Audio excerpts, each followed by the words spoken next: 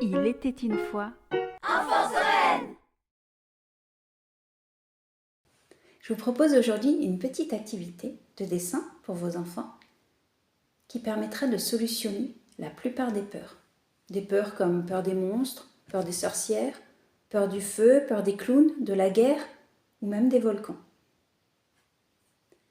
Pour commencer, il va falloir représenter la peur sur une feuille blanche en dessinant.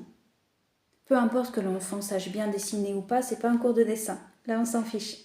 Il faut juste représenter cette peur.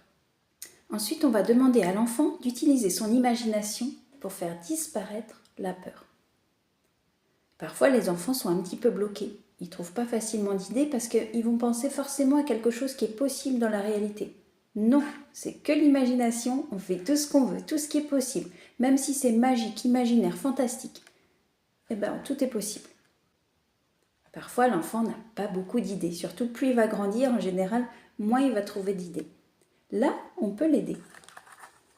Moi, j'ai toujours avec moi mon petit personnage, le colporteur d'idées. Lui, il transporte son petit chariot partout où il va.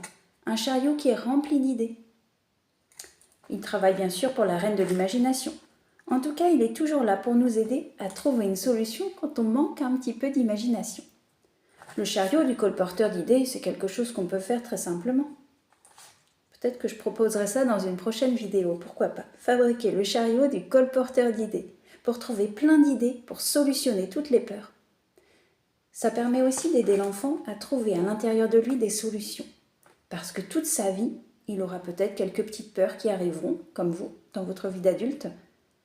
Et quand on comprend que la solution, elle est toujours à l'intérieur de nous, alors on est capable de tout affronter, de tout réaliser. On est bien plus fort que ce qu'on pensait.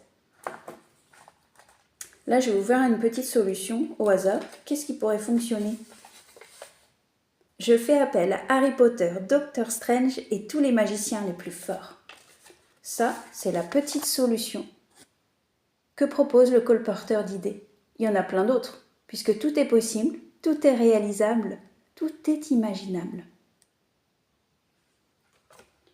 Donc là, l'enfant a dessiné une peur des monstres.